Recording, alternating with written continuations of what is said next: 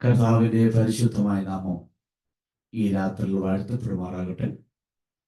ദൈവജന പഠനത്തിനായി വന്നിരിക്കുന്ന കർത്താവിന്റെ വിലപ്പെട്ട ദാസന്മാർ, മാതാപിതാക്കൾ, സഹോദരന്മാർ എല്ലാവരെയും യേശുക്രിസ്തു നാമത്തിൽ ഈ സൂം പ്ലാറ്റ്ഫോമിലേക്കുള്ള ദൈവജന പഠന ക്ലാസ്സിലേക്ക് ഹൃദയാംഗമായി സ്വാഗതം ചെയ്തുകൊള്ളുന്നു.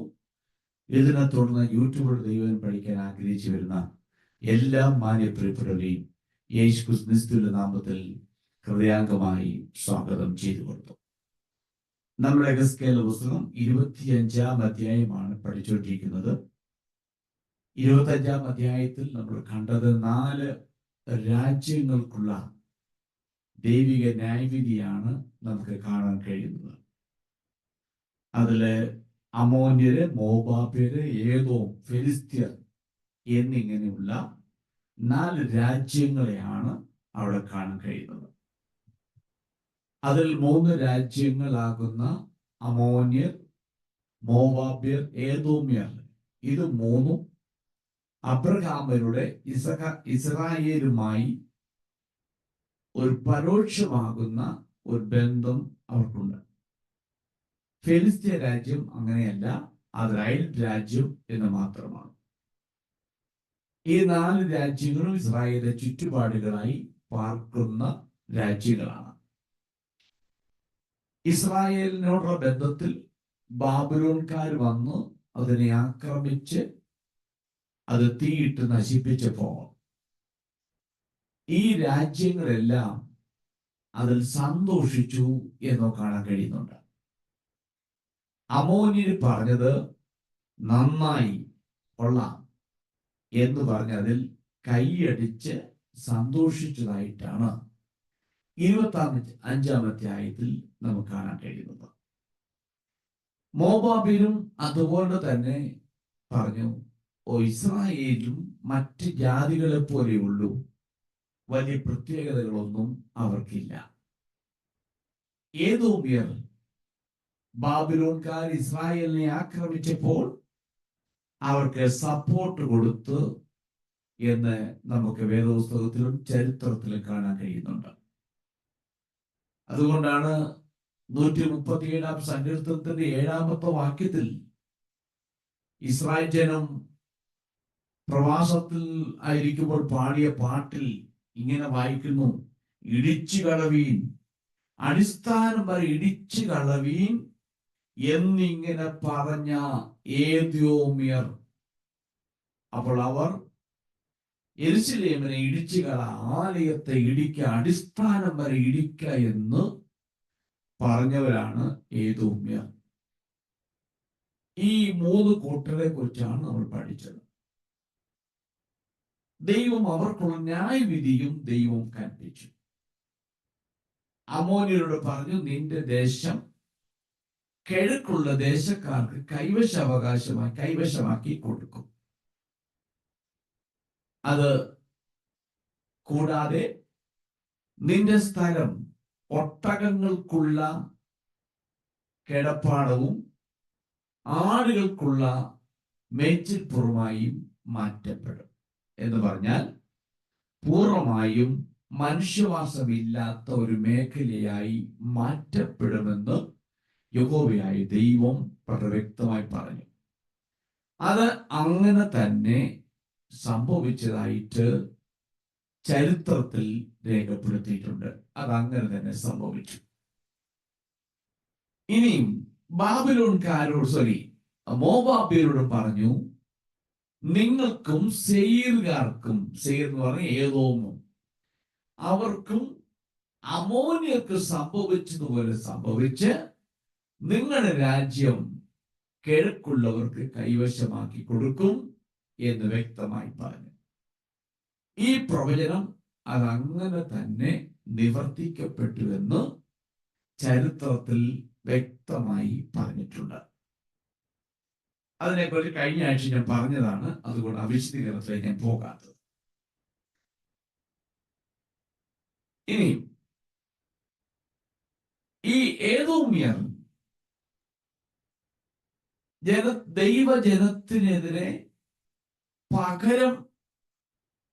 പ്രതികാരമായി പകരം വീട്ടിയെന്നാണ് അതിന്റെ 14-ാമത്തെ വാക്യത്തിൽ, 25-ാമത്തെ അധ്യായത്തിൽ 14-ാമത്തെ വാക്യത്തിൽ നമുക്ക് കാണാൻ കഴിയും, ഇസ്രായേൽ മുഖാന്തരം ഏദോമിനോട് പ്രതികാരം നടത്തുമെന്ന് പറയുന്നതിന് മുമ്പ് തന്നെ അതിന്റെ 12-ാമത്തെ വാക്യം ഇങ്ങനെ വായിക്കുന്നു: ഏദോം യഹൂദാ വിഗ്രഹത്തോട് പ്രതികാരം ചെയ്ത് പകരം വീട്ടി ഏറ്റവും കുറ്റം ചെയ്തിരിക്കുന്നു എന്ന് പറയുന്നു. അപ്പോൾ ഇവിടെ ഈ ഏദോമ്യർ നമുക്കറിയാം പല പ്രാവശ്യങ്ങളുമായി ഇസ്രായേലിന്റെ യുദ്ധത്തിൽ ഒരുങ്ങിയിട്ടുണ്ട്. അവസാനം യഹോവയായ ദൈവം അവർക്ക് ന്യായവിധി അവരുടെ മേൽ അയച്ചു. ന്യായവിധി അയച്ചപ്പോൾ പറഞ്ഞ പദമാണ് 14-ാമത്തെ വാക്യത്തിൽ: ഇസ്രായേലിന്റെ ജനമാകയ ഇസ്രായേൽ മുഖാന്തരം ഏദോമിനോട് പ്രതികാരം നടത്തും എന്ന് പറഞ്ഞാൽ, മുൻപുള്ള മോവാബ്യർ, അമോര്യർ, അവരോട് ദൈവം യുദ്ധം ചെയ്ത് ബാബിലോൺകാരെ കൊണ്ടാണെന്നും അത് കിഴക്കുള്ളവർക്ക് കൈവശമാക്കി കൊടുക്കുമെന്നും പറഞ്ഞു. അത് അങ്ങനെ തന്നെ സംഭവിച്ചു. ഏദോമിനുള്ള ബന്ധത്തിൽ പറയുമ്പോൾ ഇത് ബാബിലോൺകാരാൽ ഇവരോട് പ്രതികാരം വീട്ടു എന്നല്ല പറയുന്നത്, എന്റെ ജനമാകുന്ന ഇസ്രായേൽ മുഖാന്തരം ഏദോമിനോട് പ്രതികാരം നടത്തും. അവർ എന്റെ കോപത്തിനും എന്റെ ക്രോധത്തിനും തക്കവണ്ണം ഏദോമിനോട് ചെയ്യും എന്ന് പറയുന്നു. ഇത് അക്ഷരാർത്ഥത്തിൽ നിവർത്തിക്കപ്പെട്ടു. അതായത് BC 126 അതിനു മുൻപ് ബാബിലോൺകാർ വന്നിട്ട് ഏദോംകാരെ ആക്രമിച്ചു. ഏദോമിന്റെ ഭൂരിഭാഗവും നശിപ്പിച്ചു കളഞ്ഞു. എന്നാൽ വീണ്ടും ഏദോമ്യർ ഒരു രാഷ്ട്രമായി തന്നെ നിലനിന്നു. എന്നാൽ യഹോവയായ ദൈവം പറഞ്ഞത് അത് അങ്ങനെ നിവർത്തിക്കപ്പെടണം. അതുകൊണ്ട് എന്റെ ജനമായ ഇസ്രായേലിനെ കൊണ്ട് ഞാൻ ഏദോമിനോട് പ്രതികാരം ചെയ്യുമെന്ന് പറഞ്ഞ് നിവർത്തിക്കപ്പെടണം. അതുകൊണ്ട് ഈ മക്കാബിയുടെ കാലഘട്ടത്തിൽ, അതായത് ഇസ്രായേൽ ജന പ്രവാസകാലമെല്ലാം കഴിഞ്ഞ് തിരിച്ചു വന്ന് പാർത്ത ശേഷം മക്കാബിയർ എന്ന് പറയുന്ന കൈകളിൽ ഇസ്രായേൽ രാഷ്ട്രത്തിന്റെ ഭരണം വന്നു. ആ മക്കാബിയരുടെ കാലഘട്ടത്തിൽ യൂദാസ് മക്കാബിയൻസ് ഏദോമിനെ കീഴടക്കി. അങ്ങനെ ഇവർ ഇസ്രായേൽ ജനമാകുന്ന തന്റെ ജനത്തെ കൊണ്ട് പ്രതികാരം നടത്തിച്ചു. അവിടെ കൊണ്ട് തീർന്നില്ല. അവരിൽ BC 126 അവരിൽ ഒരു ഭരണാധികാരിയാകുന്ന ജോൺ ഹിർഖാനസ് ഈ ജനത്തെ കീഴടക്കിയിട്ട് അവരെ യഹൂദ ജനതയിലേക്ക് അതോ യഹൂദ രാഷ്ട്രവുമായി ചേരുവാൻ വേണ്ടി അതിന്റെ അധീനതയിൽ കൊണ്ടുവരുവാൻ വേണ്ടി തീരുമാനിച്ചു. അങ്ങനെ കൊണ്ടുവരാൻ തീരുമാനിച്ചപ്പോൾ അവരോട് പറഞ്ഞു, നിങ്ങളെ ഞങ്ങളുടെ ജനതയുടെ കൂട്ടത്തിൽ കൂട്ടാം, പക്ഷെ ഒരു കാര്യം, നിങ്ങളെല്ലാവരും പരിച്ഛേദന ഏറ്റിരിക്കണം. അങ്ങനെയെങ്കിൽ നിങ്ങളെ ഞങ്ങളുടെ കൂട്ടത്തിൽ കൂട്ടാം. അങ്ങനെ അവരെ ഇദ്ദേഹത്തിന്റെ നിർബന്ധ പ്രകാരം എല്ലാവരും പരിച്ഛേദന ചെയ്ത് യഹൂദ ജനമായി യോജിച്ചു. അപ്പോൾ ഇവിടെ പ്രതികാരം നടത്തി എന്ന് പറയുന്നത്, എന്റെ ജനമാകുന്ന ഇസ്രായേലിനെ കൊണ്ട് പ്രതികാരം നടത്തും എന്ന് പറഞ്ഞത് അക്ഷരാർത്ഥത്തിൽ അത് നിവർത്തിക്കപ്പെട്ടു എന്ന് വ്യക്തമായി കാണാം. അങ്ങനെ പരിച്ഛേദനയ്ക്ക് കീഴടങ്ങാൻ നിർബന്ധിതരാകുകയും ചെയ്തു. ഒടുവിൽ പരിച്ഛേദനയിലൂടെ യഹൂദ രാഷ്ട്രവുമായി ഏദോമ്യർ ഇതിനകത്ത് യോജിച്ചു എന്ന് നമുക്ക് വ്യക്തമായി മനസ്സിലാക്കാൻ കഴിയുന്നുണ്ട്. ഇനി ഈ മറ്റൊരു കാര്യം കൂടെ ഓർപ്പിക്കട്ടെ.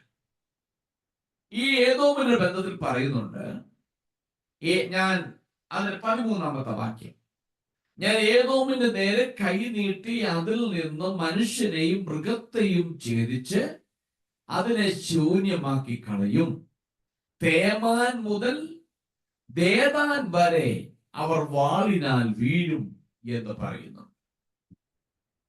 ഇത് ദൈവം ആദ്യം യഹൂദയുടെ മേൽ ന്യായവിധി കൊണ്ടുവന്നു. പിന്നീട് ദൈവം ഏദോമിലേക്കും അവർ നഗരത്തിലേക്കും ദൈവം ന്യായവിധി അയക്കുന്നു. ഇവിടെ വായിക്കുന്നു തേമാൻ മുതൽ ദേദാൻ വരെ എന്ന് പറയുന്നു. ഈ ന്യായവിധിയിൽ മൃഗങ്ങളും മനുഷ്യരെയും ബാധിക്കുന്ന ഒരു ന്യായവിധിയാണ്. തേമാൻ എന്ന വാക്കിന്റെ അർത്ഥം സൗത്ത് എന്നാണ്. സൗത്ത്. അപ്പൊ ഏദോമിന്റെ തെക്ക് വശം മുതൽ എന്നാണ് അതിന്റെ അർത്ഥം. നമുക്ക് ജെരമ്യാ പ്രവചനം 49 അധ്യായത്തിന്റെ 20 21 വാക്യം ഒന്ന് വായിച്ചു.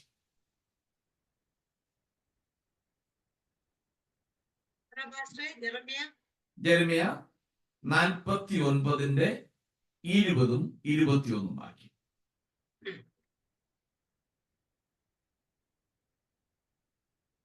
അതുകൊണ്ട് യഹോവ ഏദോമിനെ കുറിച്ച് ആലോചിച്ച ആലോചനയും തേമാൻ നിവാസികളെ കുറിച്ച് നിരൂപിച്ച നിരൂപണങ്ങളും കേൾപ്പീൻ. ആട്ടിൻകൂട്ടത്തിൽ ചെറിയവരെ അവർ ഇഴച്ചു കൊണ്ടുപോകും. അവർ അവരുടെ മേച്ചിൽപ്പുറങ്ങളെ അവരോടുകൂടെ ശൂന്യമാക്കും. അവരുടെ വീഴ്ചയുടെ മുഴക്കത്തിങ്കൽ ഭൂമി നടുങ്ങുന്നു. ഒരു നിലവിളി അതിന്റെ ഒച്ച ചെങ്കടലിൽ കേൾക്കുന്നു. ഓക്കെ, ആ ഭാഗത്ത് പറയുന്നു തെക്കേ ഏദോമ്യന്, തെക്കേ ദേശമാകുന്ന ഏദോമ്യ.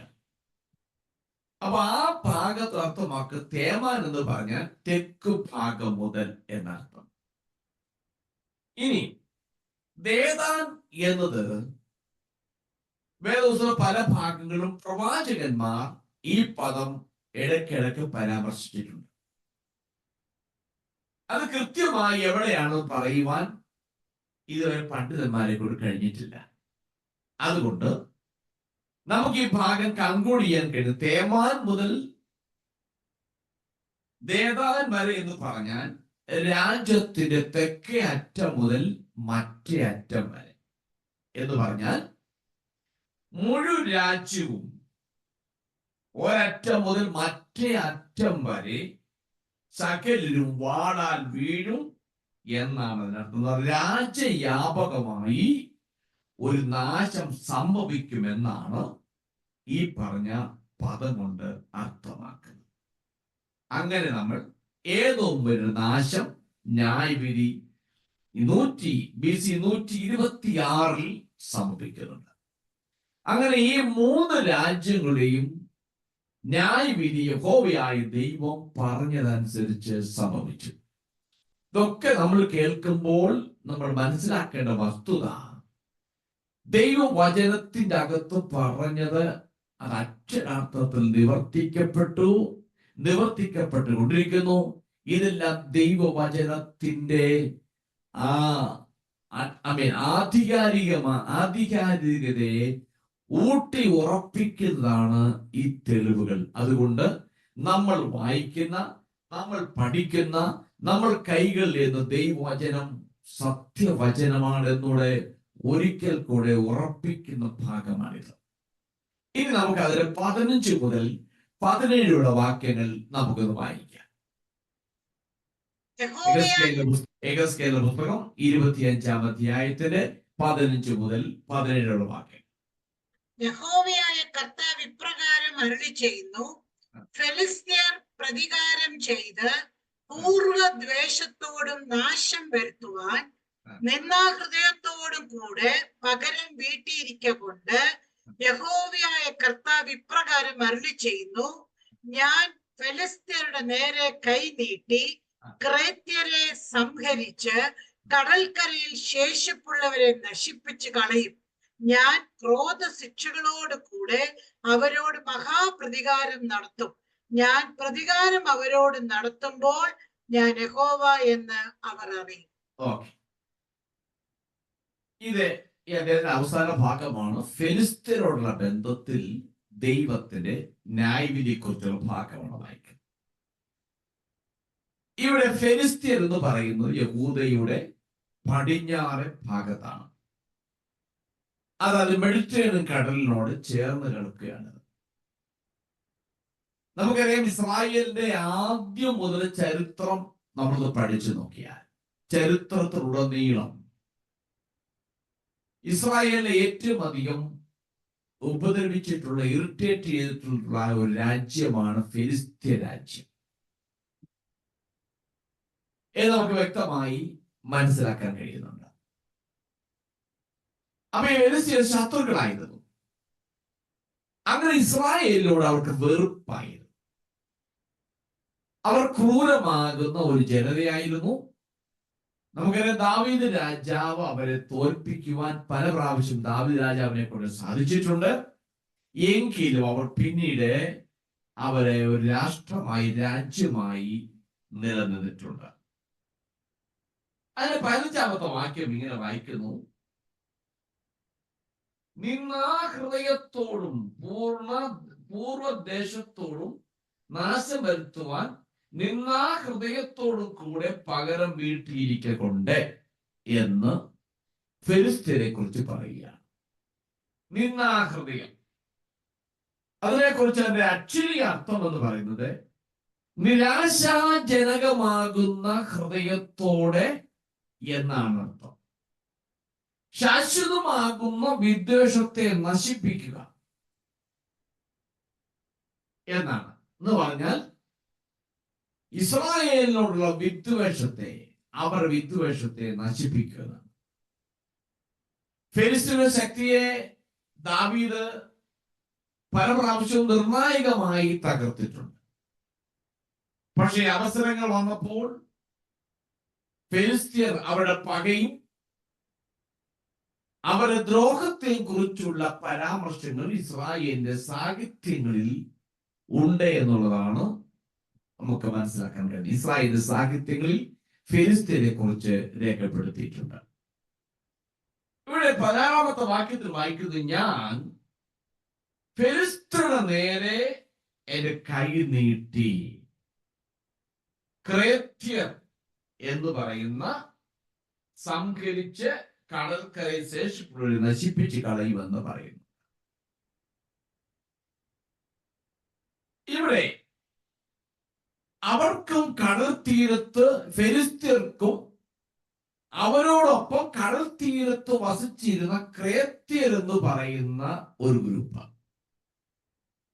അവർക്കെതിരെയും യഹോവയുടെ ന്യായവിധി വരുമെന്ന് ദൈവം ഉറപ്പായി പറയുകയാണ്. അവിടെ തെക്കൻ തീരത്ത് വസിച്ചിരുന്ന ഫെലിസ്ത്യരുടെ ഒരു ഭാഗമാണ് ഈ ക്രേത്യർ എന്ന് പറയുന്നത്. ഫെലിസ്ത്യരുമായി ബന്ധമുള്ള അവരടുത്ത് താമസിക്കുന്ന ഒരു ഗ്രൂപ്പാണ്. നമുക്കറിയാം, 1 ശമൂവേൽ പുസ്തകം 30-ാം അധ്യായത്തിന്റെ 14-ാമത്തെ വാക്യം. 1 ശമൂവേൽ chapter 30 verse 14. ഞങ്ങൾ ക്രേത്യരുടെ തെക്കേ നാടും യഹൂദ്യ ദേശവും കാലേബിന്റെ തെക്കേ ദിക്കും ആക്രമിച്ചു.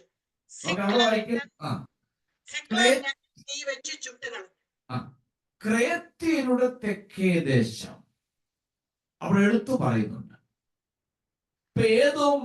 ഫെലിസ്ത്യരോട് ചേർന്ന് കിടക്കുന്ന അവിടെ തന്നെ ഒരു ഗ്രൂപ്പാണ് ഈ ക്രേത്യർ എന്ന് പറയുന്നത്. ഈ പേര് ക്രേത്തന്മാർക്ക് തുല്യമാണെന്നും ക്രേത്തെ ദ്വീപിൽ നിന്നുള്ള ഫെലിസ്ത്യരുടെ ഉത്ഭവത്തെയാണ് സൂചിപ്പിക്കുന്നത് എന്നും ഒരു കൂട്ടം പണ്ഡിതന്മാർ പറയുന്നു. ഫെലിസ്ത്യരുടെ ഉത്ഭവം ക്രേത്തെ ദ്വീപാണെന്നും അതുകൊണ്ടാണ് ക്രേത്തരെ നശിപ്പിക്കുമെന്ന് പറയാനുള്ള കാരണമെന്ന് പണ്ഡിതന്മാർ അവകാശപ്പെടുന്നു. ഇനി കനാൻ ദേശത്ത് കടൽ തീര നഗരങ്ങളിൽ പലയിടത്തും വസിച്ചിരുന്ന ഇസ്രായേലും ഈ പാലസ്തീൻ അഥവാ ഫിലിസ്തീനും തമ്മിലുള്ള പഴയ വിദ്വേഷം നിലനിന്നിരുന്നു. ബാബിലോൺകാർ യഹൂദയെ ആക്രമിച്ചപ്പോൾ ഈ ഫിലിസ്തീർ തങ്ങളാൽ കഴിയുന്നത്ര ദ്രോഹം യഹൂദയ്ക്ക് നേരെ അവർ ചെയ്തിരുന്നു. നമുക്കറിയാം, യഹോശാഫാത്തിന്റെ കാലഘട്ടത്തിൽ ആ രാജാവ് ഇവരെ പരാജയപ്പെടുത്തിയിരുന്നു. ഉസിയ രാജാവ് ഭരണത്തിൽ വന്നപ്പോൾ ഇവരെ സേവിക്കേണ്ടതായിട്ട് വന്നു. അങ്ങനെ പല രാജാക്കന്മാരുടെ കാലഘട്ടത്തിൽ ഫിലിസ്തീർ ശക്തരായി തീർന്നിട്ടുണ്ട്. യഹോവയായ ദൈവം ഇവിടെ പറഞ്ഞ ഭാഗം നമ്മൾ ശ്രദ്ധിച്ചു. ഞാൻ ആ ജനത്തിന്റെ നേരെ കൈ നീട്ടും, ആ കൃത്യരുടെ നേരെ അവരെയും കൂടെ ഞാൻ നശിപ്പിക്കുന്നു. ഇവിടെ 17-ാമത്തെ വാക്യം ഒന്ന് വായിക്കാം. 17-ാമത്തെ വാക്യം.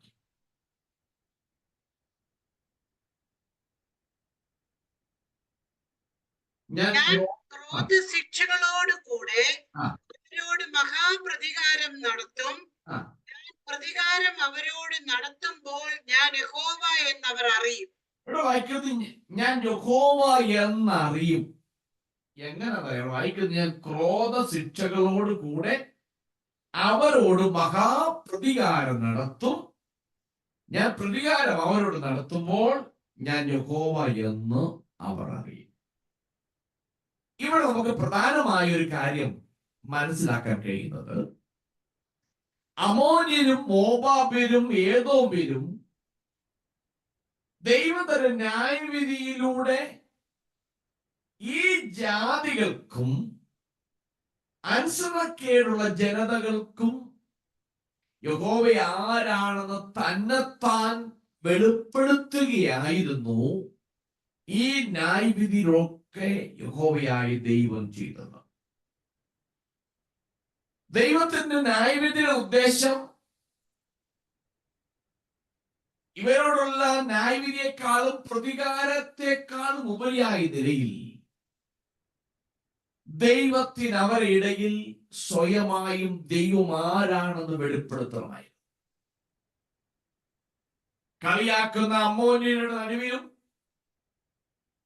ഈ ജനത്തിന് എന്തുള്ളൂ, ഈ ജനം മറ്റുള്ള ജാതികളെ പോലെയുള്ളൂ എന്ന് ദൈവത്തെ പരോക്ഷമായി അപമാനിച്ച മോവാബ്യരോടും ദൈവമാക്കിയിരുന്ന ഇസ്രായേലിനോട് പ്രതികാരം ചെയ്ത് ജീവിച്ച ഏദോമിനോടും ഈ ഫെലിസ്ത്യരോടൊക്കെ ന്യായവിധിയും പ്രതികാരങ്ങളും ഒക്കെ നടത്തിയാലും അതിനേക്കാൾ ഒക്കെ വലുതായിട്ടുള്ളൊരു കാര്യം ഈ ജാതികളുടെ ഇടയിൽ യഹോവയായ ദൈവം ആരാണെന്ന് ദൈവത്തിന് വെളിപ്പെടുത്തണമായിരുന്നു. ഈ ജാതികളുടെ ഇടയിൽ ദൈവം ഇസ്രായേൽ ജനത്തെ നട്ടതാണ്. ജാതികൾക്കൊരു വെളിച്ചമായി തീരുവാൻ, അവർക്കൊരു മഹത്വമായി ഇരിപ്പാൻ വേണ്ടി ദൈവം ഇസ്രായേൽ ജനത്തെ നട്ടു.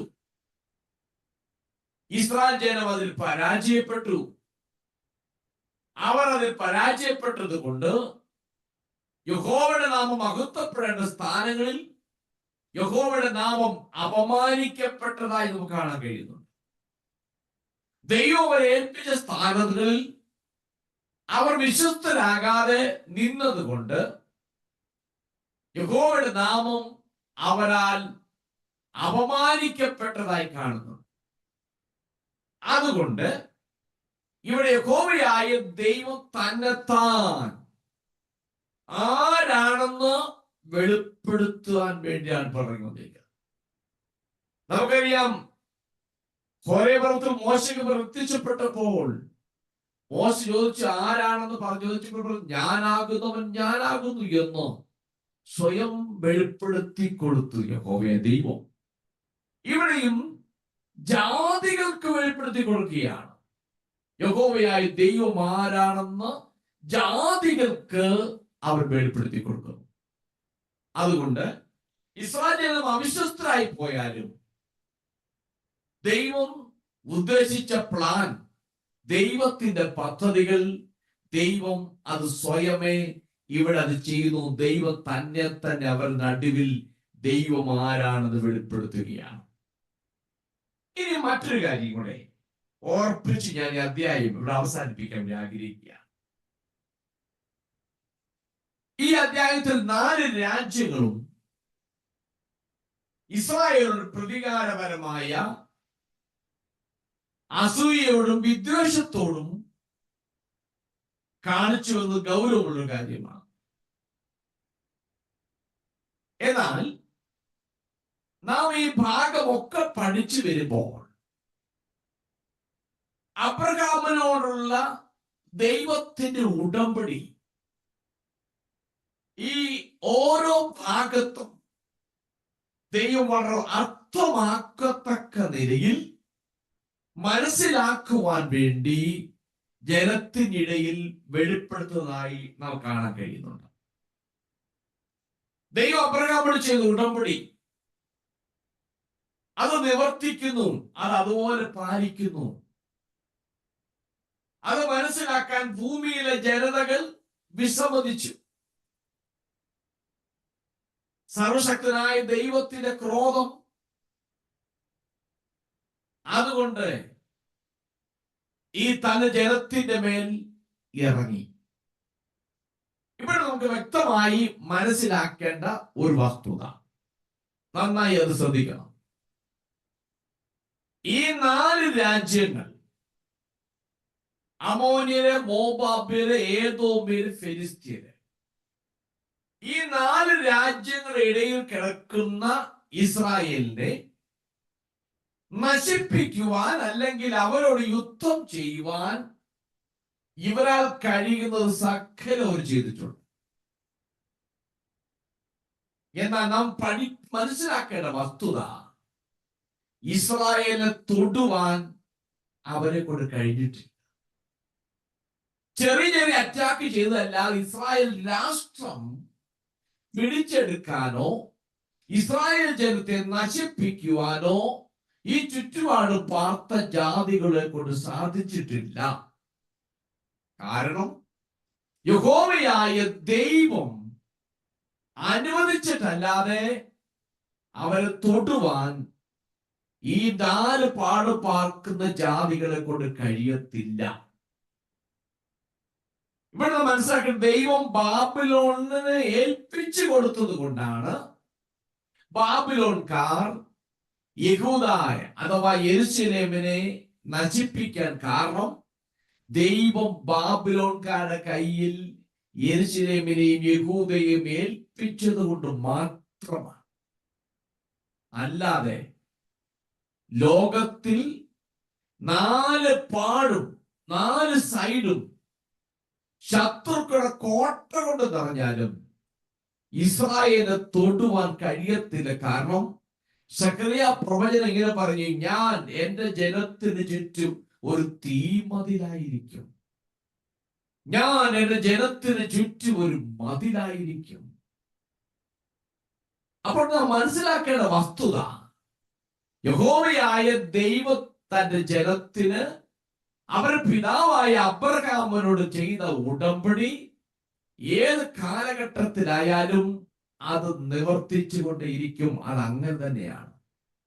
അത് മനസ്സിലാക്കാൻ യഹൂദന് മനസ്സിലാക്കാൻ കഴിവില്ലാതെ പോയാലും, യഹൂദൻ ഈ ദൈവത്തെ നിരസിച്ച് അന്യ ദൈവങ്ങളിലേക്ക് തിരിഞ്ഞാലും ദൈവം അനുവദിച്ചിട്ടല്ലാതെ ആർക്കും ഇസ്രായേലിനെ തൊടുവാൻ കഴിയത്തില്ല. ബാബിലോൺകാരെ ഏൽപ്പിക്കാനുള്ള കാരണം ഈ ഇസ്രായേൽ ജനം യഹോവയായ ദൈവത്തെ മറന്നു ചുറ്റുപാടും പാർക്കുന്ന കനാന്യ ദേവീ ദേവന്മാരുടെ പുറകെ പൂജകൾ അർപ്പിച്ചും ബലിപീഠങ്ങൾ പണിതും തങ്ങളുടെ മക്കളെ അവർക്ക് ബലിയായി കൊടുത്ത് ദൈവത്തുമായി എന്നേക്കുമായി അകന്നു പോയത് കൊണ്ടും ഇവരെ ഇതിൽ നിന്നും ശുദ്ധീകരിച്ച് വീണ്ടും അതിന്റെ അകത്തു നിന്നും ഒരു കൊച്ചു ശേഷിപ്പിനെ ദൈവത്തിന് മടക്കിക്കൊണ്ട് വീണ്ടും ആ രാജ്യത്ത് കൊണ്ടുവരണം. അതുകൊണ്ടാണ് ദൈവം ബാബിലോണിന്റെ കയ്യിൽ ഇസ്രായേലിനെ ഏൽപ്പിച്ചത്. സ്തോത്രം. അതുകൊണ്ട് ബാബിലോൺകാരുടെ കയ്യിൽ ഏൽപ്പിച്ചതിന്റെ ലക്ഷ്യം ഒന്ന്, ഈ ജനത്തെ ഒന്ന് ശുദ്ധീകരിക്കണം. ആ യെരൂശലേം നഗരം ശുദ്ധീകരിക്കണം. ദൈവത്തിന്റെ ആലയം ശുദ്ധീകരിക്കപ്പെടണം. എന്നാൽ അതിന്റെ അകത്തു നിന്നും ഒരു കൊച്ചു ശേഷിപ്പിനെ ദൈവം വീണ്ടും ആ രാജ്യത്ത് കൊണ്ടുവന്ന് ദൈവം ചെയ്ത ഉടമ്പടി, അബ്രഹാമിനോട് ചെയ്ത ഉടമ്പടി, അത് വീണ്ടും അത് ഉറപ്പിക്കാൻ വേണ്ടിയാ. അതല്ലാതെ ചുറ്റും കിടക്കുന്ന രാജ്യങ്ങൾ എത്ര കടന്ന് മാറി മറിഞ്ഞാലും എന്തെല്ലാം നോക്കിയാലും ഇസ്രായേലിന് തൊടുവാൻ കഴിഞ്ഞിട്ടില്ല. നാം മനസ്സിലാക്കേണ്ട വസ്തുത, നാം ദൈവജനമാണെങ്കിൽ, ദൈവത്താൽ വേർതിരിക്കപ്പെട്ടവരാണെങ്കിൽ, ദൈവത്തിന്റെ രക്തത്താൽ മുദ്രയിടപ്പെട്ട ജനമാണെങ്കിൽ, ഇന്ന് രാത്രിയിൽ ദൈവജനത്തിന്റെ അടിസ്ഥാനത്തിൽ വിളിച്ചു പറയട്ടെ, ദൈവം അനുവദിച്ചിട്ടല്ലാതെ നമ്മളെ തൊടുവാൻ ഒരു ശക്തിക്കും കഴിയത്തില്ല. സ്തോത്രം.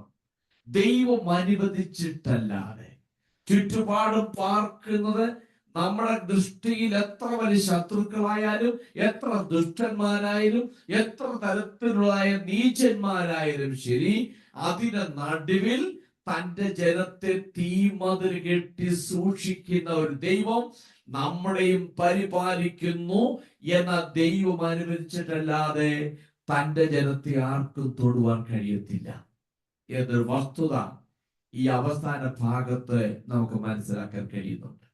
അതുകൊണ്ട് നാം ദൈവത്തിൽ പൂർണ്ണമായും ആശ്രയിക്കുക.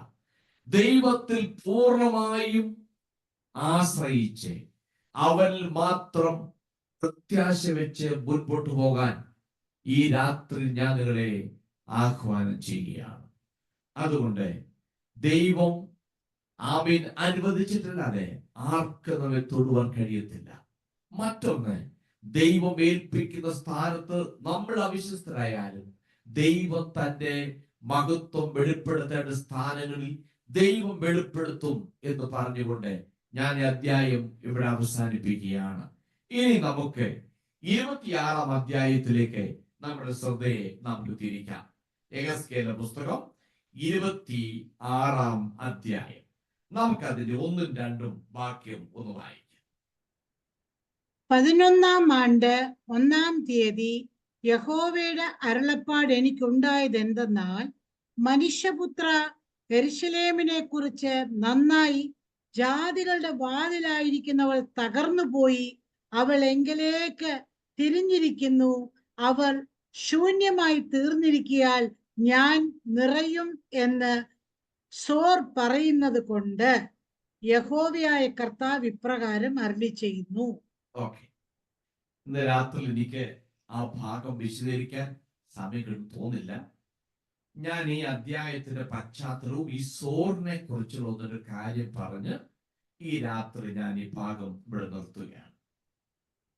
ഈ 26-ാം അധ്യായം മുതൽ 28-ാം അധ്യായം വരെ, അതായത് 26, 27, 28 ഈ 3 അധ്യായങ്ങൾ സോരിന്റെ മേലും സീദോന്റെ മേലും വരുന്ന ദൈവിക ന്യായവിധിയെ കുറിച്ചാണ് പറയുന്നത്.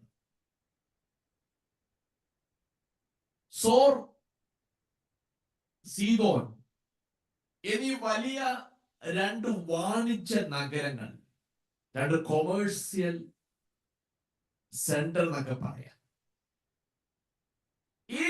ഈ നഗരങ്ങൾക്കെതിരായ ദൈവത്തിന് ന്യായവിധി പ്രഖ്യാപിക്കുവാൻ ദൈവം യെഹെസ്കേലിനെ ഏൽപ്പിക്കുകയാണ്.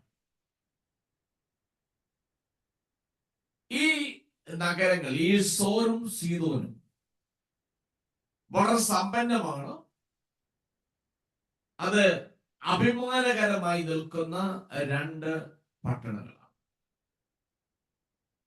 വാസ്തവത്തിൽ ദൈവം നമ്മൾ മുൻപോട്ട് പഠിച്ചു വരുമ്പോൾ സോറിലെ രാജാവിനെ സാത്താനോട് ഉപമിച്ച് പറയുന്നുണ്ട്. അതിൽ ഈ സോര് സന്തോഷിക്കുന്നതായിട്ടും മനസ്സിലാക്കാൻ കഴിയുന്നുണ്ട്. നമ്മൾ അങ്ങോട്ട് പോകുന്തോറും സോറിനെ കുറിച്ചും രാജാവിനെ കുറിച്ചും ഒക്കെ നമുക്ക് പഠിക്കാനുണ്ട്. അതുകൊണ്ട് വളരെ ഗൗരവമായിട്ട് നമ്മൾ പഠിച്ചുകൊണ്ടിരിക്കുകയാണ്. ഏറ്റവും അധികം തെറ്റായി വ്യാഖ്യാനിക്കപ്പെടുന്നതും ഇന്നും ആളുകൾക്ക് അതിന്റെ യാഥാർത്ഥ്യം അറിയാതെ കിടക്കുന്ന ചില പ്രത്യേക ഭാഗങ്ങൾ ഈ 26 മുതൽ 28 വരെയുള്ള അധ്യായങ്ങളുണ്ട്. അതുകൊണ്ട് നന്നായി ശ്രദ്ധിച്ച് മനസ്സിലാക്കുക. ഈ സാത്താൻ ഉപമിച്ച് പറഞ്ഞിട്ടുണ്ട്. ഈ സോറിനെ കുറിച്ച് പറയുന്ന ഈ 26-ാം അധ്യായം ഒക്കെ നമ്മളൊന്ന് പഠിച്ചു നോക്കിയാൽ വെളിപ്പാട് പുസ്തകം 18-ാം അധ്യായത്തിനകത്ത് പറഞ്ഞിരിക്കുന്നത് സമാനമായി നമുക്ക് കാണാൻ കഴിയുന്നു. ലോകത്തെ ഭരിക്കുന്ന വലിയ വാണിജ്യ ശക്തികളുടെ അന്ത്യത്തെ കുറിച്ചാണ് ഈ അധ്യായത്തിൽ പറഞ്ഞിരിക്കുന്നത്. നമുക്ക് വെളിപ്പാട് പുസ്തകം പഠിക്കുമ്പോൾ അവിടെയും ഒരു വാണിജ്യ നഗരത്തെ കുറിച്ച് പറയുന്നു. സെഖര്യാവിന്റെ പ്രവചനം പഠിച്ചപ്പോൾ അവിടെയും വാണിജ്യത്തെ കുറിച്ച് നമുക്ക് കാണാൻ കഴിയുന്നു. അപ്പൊ ഈ ഭാഗങ്ങളിലെല്ലാം നമുക്ക് കാണാൻ കഴിയുന്നത് ഒരു കച്ചവട, ഒരു മാർക്കറ്റാണ് നമുക്ക് കാണാൻ കഴിയുന്നത്. ഒരു ഇന്റർനാഷണൽ മാർക്കറ്റ്. ലോകത്തെ ഭരിക്കുന്ന വൻ വാണിജ്യ ശക്തികളുടെ അന്ത്യത്തെ കുറിച്ചാണ് ഈ അധ്യായം പറയുന്നത്. ഇനി ലോക വ്യാപാരത്തിൽ സോറിന്റെ മുൻ പ്രാധാന്യത, അതിന്റെ കാരണമായിരുന്നത് അതിന് സ്വാഭാവികമാകുന്ന അതിന്റെ സാഹചര്യമാണ്. അത് നാച്ചുറൽ ആയിട്ടുള്ള അതിന്റെ സാഹചര്യം, അതിന്റെ സിറ്റുവേഷൻ, അതിന്റെ കിടപ്പ്, ഭൂപ്രകൃതി, ഇതൊക്കെയാണ്. രണ്ട് വലിയ തുറമുഖങ്ങൾ അവർക്കുണ്ട്. ഒന്ന്, നഗരത്തിന്റെ ഒരു ഭാഗത്ത് നിർമ്മിച്ച പ്രധാനമാകുന്ന ഒരു ഭൂപ്രദേശം. മറ്റൊന്ന്, നഗരത്തിന് പേർ നൽകിയ ഓഫ്ഷോർ ദ്വീപ്, അഥവാ സോർ എന്ന് പേര് കൊടുത്ത ഒരു ദ്വീപുണ്ട്, ഓഫ്ഷോർ ദ്വീപ്. ആ ദ്വീപാണ് ഇങ്ങനെ രണ്ട് തുറമുഖങ്ങൾ, ഇവർക്ക് രണ്ട് പോർട്ടുണ്ട്, അഥവാ നമുക്ക് മനസ്സിലാക്കാൻ കഴിയുന്നുണ്ട്. ഇനി സോർ എന്ന വാക്കിന്റെ അർത്ഥം പാറ എന്നാണ് അർത്ഥം. പാറ. BC 10-ാം നൂറ്റാണ്ടിൽ ഈ രണ്ട് തുറമുഖങ്ങളെയും ബന്ധിപ്പിക്കുവാൻ ഒരു കോസ്വേ റോഡ് ഹിരാം ഒന്നാമൻ പണികഴിപ്പിച്ചിരുന്നു. ഹിരാം ഈ നഗരത്തിന്റെ വ്യാപാര സാധ്യതകളെ ഫലപ്രദമായി അത് വർദ്ധിപ്പിച്ചു. ഈ വാണിജ്യ കേന്ദ്രം എന്ന നിലയിൽ സോർ ഒരു ഫേമസ് ആയ, പ്രസിദ്ധി ആർജിച്ച ഒരു പട്ടണമായി മാറ്റപ്പെട്ടു. അവിടെ ഉണ്ടായിരുന്ന പ്രധാനപ്പെട്ട പ്രസിദ്ധമാകാനുണ്ടായ 3 കാര്യങ്ങൾ. ഒന്ന്, അവിടെ ഉണ്ടാക്കുന്ന ഗ്ലാസ് കൊണ്ടുള്ള ഉണ്ടാക്കുന്ന പാത്രങ്ങൾ ആ കാലഘട്ടത്തിൽ വേൾഡ് ഫേമസ് ആയിരുന്നു. 2, കളർ പൂശിയ സാമഗ്രികൾ. നമുക്കറിയാം ഈ ഡൈ മെറ്റീരിയൽസ്.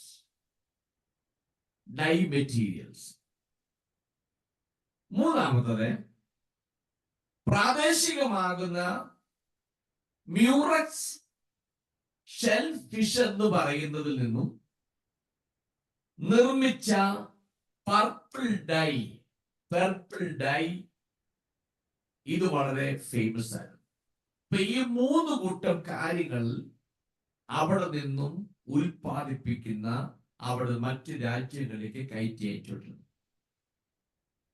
ഇനി സോർ ഈ നിലയിൽ വാണിജ്യപരമായി വളർന്നുകൊണ്ടിരിക്കുന്നു.